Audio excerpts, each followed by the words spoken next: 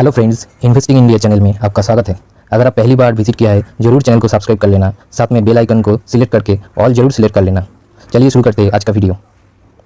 Multibagger portfolio stocks के आज की वीडियो में हम डिस्कशन करेंगे केमिकल सेक्टर का एक मल्टीबैगर स्टॉक, आपको नाम दिखाई दे रहा है एसआरएफ लिमिटेड के बारे में। तो दिखाई दे रहा है अभी ये स्टॉक 2279 रुपीज़ पे ट्रेड कर रहा है। आज के दिन करीब 0.81% डाउन चल रहा है। अगर आप इसका इस साल का रिटर्न देखें 2022 का, तो आपको दिखाई देगा करीब 5.5% डाउन चल रहा है। अगर आप इसका एक साल का रिटर्न देखेंगे तो आपको दिखाई देगा इस सिचुएशन में भी कंपनी ने अपने इन्वेस्टर को 56% पॉजिटिव रिटर्न जनरेट करके दिया है। उसके बाद अगर आप इसका लॉन्ग टर्म का रिटर्न देखेंगे 5 साल का, तो आपको दिखाई देगा 5 साल में ये कंपनी ने अपने इन्वेस्टर को मैसिव 639% रिटर्न जनरेट करके दिया है। मतलब 5 साल पहले अगर आप इस शेयर में 1 लाख इन्वेस्ट किए होते, आज के दिन आपका वो 1 लाख हो जाता 7,39,000 रुपीज़। तो आप समझ ही पा रहे हैं कितना बड़ा मल्टीबैगर शेयर है। एक लार्ज कैप कंपनी है। आप इसका मार्केट कैप देखिए 67,000 करोड़ का मार्केट कैप है। ये कोई छोटा कंपनी नहीं है, मिड कैप कंपनी नहीं है, स्मॉल कैप कंपनी नहीं है। ये केमिकल सेक्टर का एक लार्ज कैप कंपनी है। केमिकल सेक्टर में जो कंपनी है, बड़ा कंपनी आप तो जानते हैं, आरती है, पीडीलाइट है, उसके बाद एशियन पेंट, वो सब भी आता है।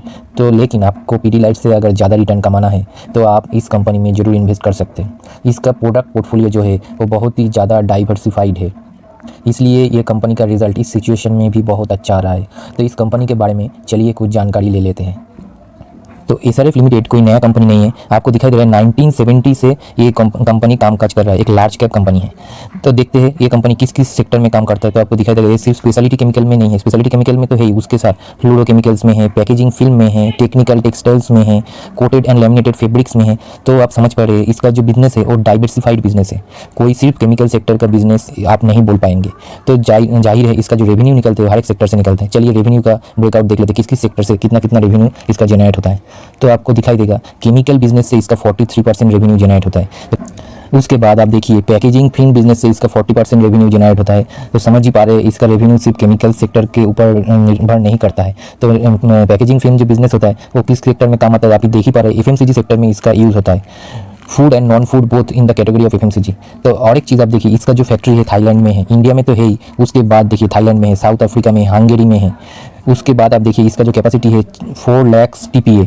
और ये क्या क्या चीज़ से मैन्युफैक्चर करते हैं, polyester, PET, BOPET, BOPP and other films. उसके बाद आप देखिए टेक्निकल टेक्सटाइल से इसका 14% रेवेन्यू जनरेट होता है। अभी आप जानते हैं टेक्निकल जो टेक्सटाइल है और फाइबर है इसका डिमांड कितना ज़्यादा है। तो इसका जो मैन्युफैक्चरिंग फैक्ट्री है आपको दिखाई देगा मध्य प्रदेश में है एंड आपका तमिलनाडु में है। तो ये चीज़ किस किस काम में आता है आप तो अगर मार्केट में है तो ये जरूर जानते हैं जो कि क्या क्या काम में ये चीज़ यूज़ होता है। रोप्स बनाने में यूज़ होता है, फिश नेट बनाने में यूज़ होता है, बेल्ट बनाने में यूज़ होता है, रेडियल टायर में यूज़ होता है, हेवी ड्यूटी टायर में यूज़ होता है, सेफ्टी बेल्ट बनाने में यूज़ होता है, इंडस्ट्रियल सोइंग मशीन्स में यूज़ होता है। तो इसका यूज़ बहुत ही सेक्टर में होता है। तो ये एक ग्रोइंग सेक्टर है टेक्निकल फाइबर का। तो इस सेक्टर में भी इसका बहुत ही बड़ा एलोकेशन है एंड इससे बहुत बड़ा रेवेन्यू इसका जनरेट होता है। उसके बाद देखिए अदर बिजनेस भी है जिसमें 3% रेवेन्यू जनरेट होता है। अदर बिजनेस में क्या सेक्टर है, PVC है, PVC सिंथेटिक। इस सेक्टर से एसआरएफ को 3% रेवेन्यू जनरेट होता है।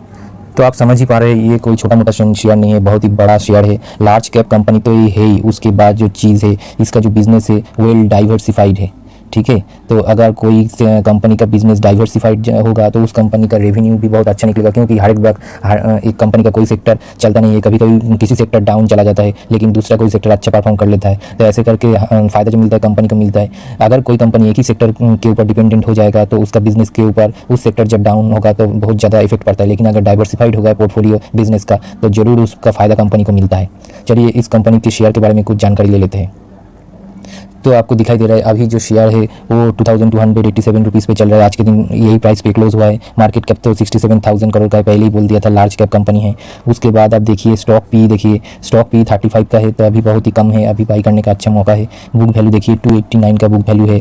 उसके बाद डिविडेंड देखिए, डिविडेंड ज़्यादा देता नहीं है, छोटा मोटा देता है, 0.31% का डिविडेंड है। ग्रोथ कंपनी है इसलिए डिविडेंड कम देता है। ROE देखिए 24 का ROCE, 24.5 का ROE है, बहुत ही बढ़िया है। और फेस वैल्यू जो है आपको दिखाई दे रहा है 10 का है। उसके बाद चलिए देख लेते हैं कंपनी का रिजल्ट। तो आप रिजल्ट देखिए सितंबर 2021 में कंपनी का सेल्स था 2839 करोड़, जो दिसंबर 21 में हुआ है 3346 करोड़। उसके बाद देखिए मार्च 2022 में हो गया 3549 करोड़। तो देखिए दिसंबर 2021 से मार्च 2022 में रिजल्ट देखिए कितना बढ़िया निकला है, ग्रोथ है। उसके बाद सितंबर में आप देखेंगे, सितंबर से दिसंबर में भी ग्रोथ है, मतलब हर एक क्वार्टर में इसका रिजल्ट जो है बढ़िया ही आ रहा है।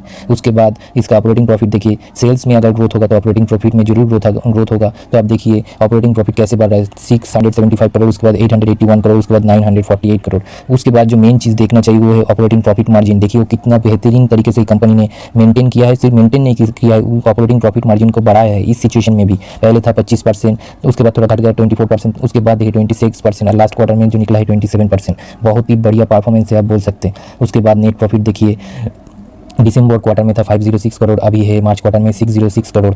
तो ऐसे अगर रिजल्ट निकलेगा, उससे पहले था 382 करोड़, ऐसे अगर रिजल्ट निकलेगा। ईपीएस देखिए कैसे निकला है, पहले था 12.91, उसके बाद हुआ 7.3, उसके बाद हुआ 17.05, उसके बाद हुआ 20.43।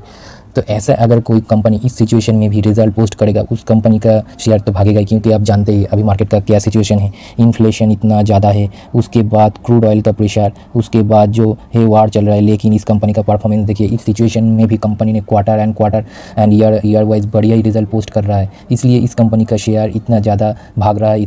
चलिए एसआरएफ का टेक्निकल एनालिसिस कर लेते हैं। तो अभी शेयर 2279 रुपीज़ पे चल रहा है। इधर आप देखिए 2100 के करीब इसका एक सपोर्ट है, 2150 दिखा रहा है, 2100 ही पकड़ के चलिए, इधर एक सपोर्ट है। अगर इस प्राइस में आपको मिल जाए तो आप कुछ शेयर बाई कर सकते हैं। उसके बाद जो सपोर्ट है वो सपोर्ट है 2000 के करीब।